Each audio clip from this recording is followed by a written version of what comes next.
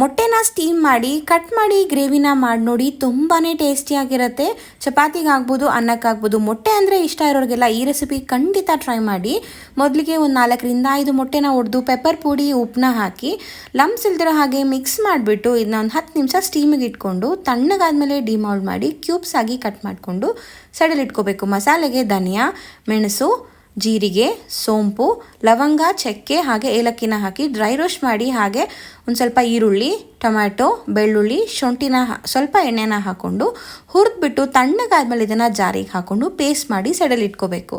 ಗ್ರೇವಿಗೆ ಒಂದು ಸ್ವಲ್ಪ ಎಣ್ಣೆ, ಈರುಳ್ಳಿ, ಕರಿಬೇವಿನ ಸೊಪ್ಪು, ಒಂದು 3 ಕೆಂಪು ಮೆಣಸಿನ್ಕಾಯಿನ ಹಾಕಿ ಫ್ರೈ ಮಾಡ್ತಾ ರುಬ್ಬಿರೋಂಥ ಮಸಾಲೆ ಏನಿದೆ ಅದು, ಉಪ್ಪು ಹಾಗೆ ಗರಂ ಮಸಾಲಾನ ಹಾಕಿ ಹಸಿ ಸ್ಮೆಲ್ ಹೋದ್ಮೇಲೆ ಸ್ವಲ್ಪ ನೀರನ್ನ ಆ್ಯಡ್ ಮಾಡಿಕೊಂಡು ಬೇಯುವಾಗ ಕಟ್ ಮಾಡಿಟ್ಟಿರುವಂಥ ಮೊಟ್ಟೆ ಏನಿದೆಯಲ್ಲ ಅದನ್ನು ಹಾಕಿ ಒಂದು 5 ನಿಮಿಷ ಕುದಿಸಿ ಲಾಸ್ಟಲ್ಲಿ ಕೊತ್ತಂಬರಿ ಸೊಪ್ಪನ್ನ ಹಾಕೊಂಡ್ರೆ ಆಯಿತು. Super tasty egg curry ready.